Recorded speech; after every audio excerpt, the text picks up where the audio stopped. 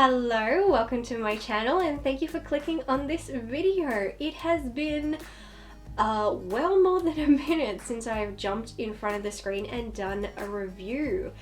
I have just not been in the mood for reviews lately. I guess I kind of was in a bit of a movie rut. I wasn't quite interested in watching anything new. I wasn't interested in watching anything that I had to review, and I just hadn't been excited about reviewing anything in a while, so I kind of been putting off watching things. And most of what I had been reviewing or watching in the last few months were films that were sent to me to review and watch by either the director or production company. And I was pleasantly surprised by majority of those, and while I've been recovering from surgery while I wait for my next surgery, which is postponed again thanks to COVID. But yeah, now that I'd had this opportunity, I should have been watching more films, and yet I still wasn't in that mindset, and so I eventually decided, I'm like, okay, I'm gonna try and watch some of these films, and I did, and I gotta say, for the most part, I've been pretty impressed with what's been sent to me. And I've got another review coming up that I can't wait to talk about. It's kind of, I don't know, like reinvigorated my passion for reviewing and movies or something, or maybe I'm just talking out of my ass, I don't know. But I won't keep going on. Let's just get right into today's review of The Droving. The Droving is a British mystery thriller directed by George Popov and written by Popov and Jonathan Russell. In it, a man returns from the military in search for his lost sister, who mysteriously went missing around the time of a strange traditional festival called The Droving. Admittedly, going into this, I was expecting a modern-day independent version of The Wicker Man. However, that is most definitely not what this is. The film is a slow-paced story of one man's mission to find his sister and punish those who took her. Daniel Oldroyd played military man Martin. Not only is he the lead, but he is the standout performance of the whole film. Oldroyd carries the film from start to finish, and through his performance is able to hold the audience's attention. Oldroyd gives some amazingly layered performances that require him to be acting that he's acting. The character uses his military training and interrogation tactics to gain the information he needs, and it's fascinating to watch, especially his ability to shift personas on a dime and adapt and lie through any situation. His methodical approach to each scenario makes me see him as a smaller screen version of John Wick and Robert McCall. He's capable of quickly assessing situations, sizing up his prey, and lulling them into a false sense of either security or superiority, all while setting up the scene for him to ultimately take them down with ease. These are honestly some of my favorite characteristics in action-based characters, so to see them in a film of this genre was a pleasant surprise and very enjoyable to watch. The film, as I mentioned, is slow-paced. Slow-paced in any thriller is typically ideal. However, in this film, I felt it to be just past the optimal pacing, to the point of being too slow. I find the film too many times going on with nothing actually happening. When things do start to happen, as interesting and as much as I enjoyed watching them, it takes a long time to set up the pinnacle of the scene. It starts off benign and slowly works its way up to a confrontation. It takes so long to build, I found myself asking, was the payoff worth the wait? And in a couple of scenes, my answer is no, it was not. Given how often the film opts for scenes showing the character wandering the cold terrain of the hills or stopping for reflection, I can't help but think how all that time of dead air could have been better used to delve further into the story. The film centers around the events of a festival known as the Droving. However, I find the festival itself to be somewhat irrelevant. The Droving festival itself is more of a backdrop to the events of the film, as it doesn't exactly hold much weight to the events that unfold. I feel the Droving festival to be a red herring in this film.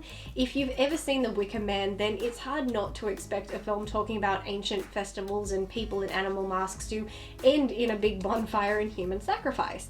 While both of those occur, they are not related to each other. We have one character who is a traditionalist. The festival has importance to him because of its cultural significance, and he hates that it has been commercialized for modern tourists. On the other hand, we have another character who is not a believer in the festival, but is misguided and opportunistic. His grief and pain have led him to search for anything that may rid him of those emotions, and it's through learning about the droving that he then learns about the merchant.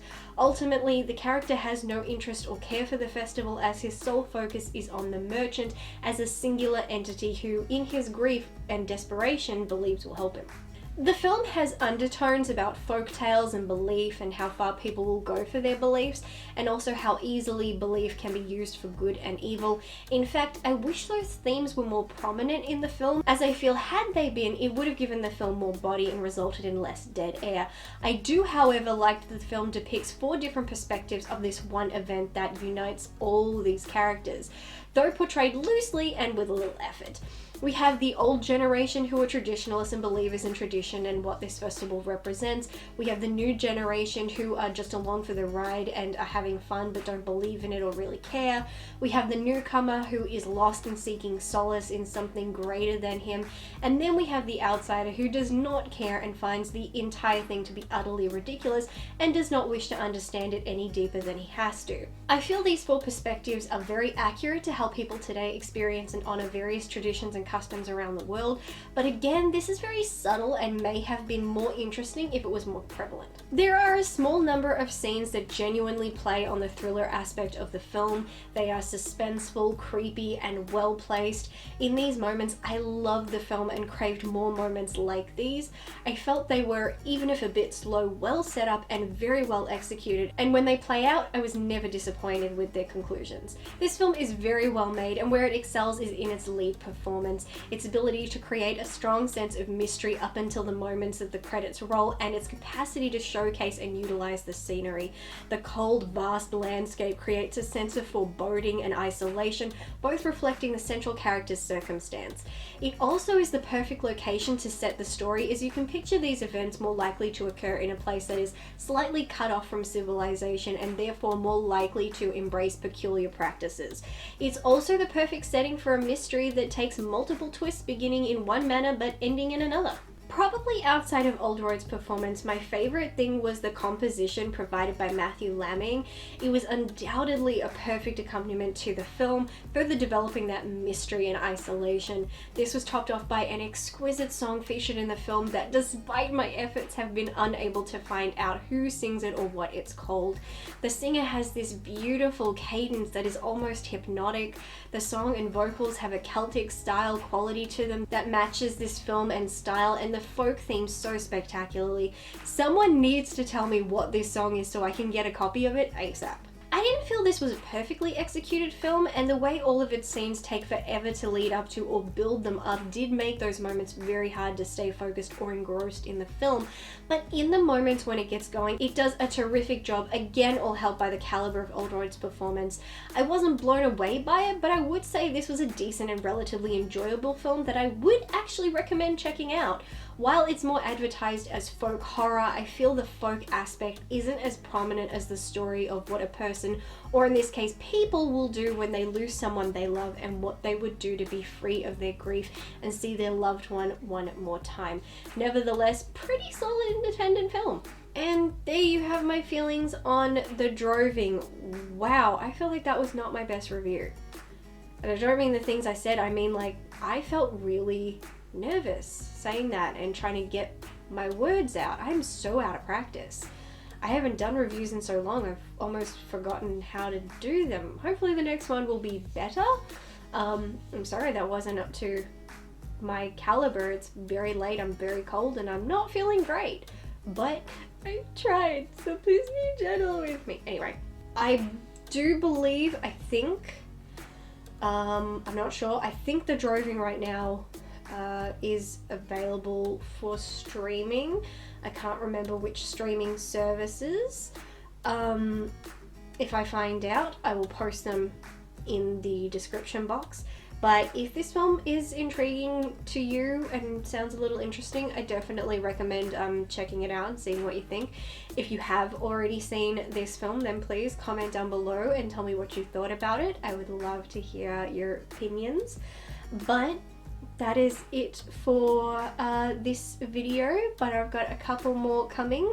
So a good way you can be ready for when I upload those upcoming reviews is you can hit subscribe, and then you can hit the notification bell so that you will be alerted the moment those videos go up. It is important, I hate doing this part, but it is important to click the notification bell, as YouTube does not like to notify subscribers when the people they're subscribed to upload videos. They don't like to really promote their stuff, and I have noticed there have been a lot of YouTubers lately who have found they're losing a lot of subscriber numbers, but then their subscribers are reaching out, and some have even reached out to me, and they've reached out to people I know to say that they found YouTube is unsubscribing people from accounts without their consent, so they have to start going and resubscribing, and the algorithm is just whack. But anyway, that is it for today's video. Thank you so much for watching. Thank you as always to my amazing patrons, and I will catch you in the next video. Until then, bye!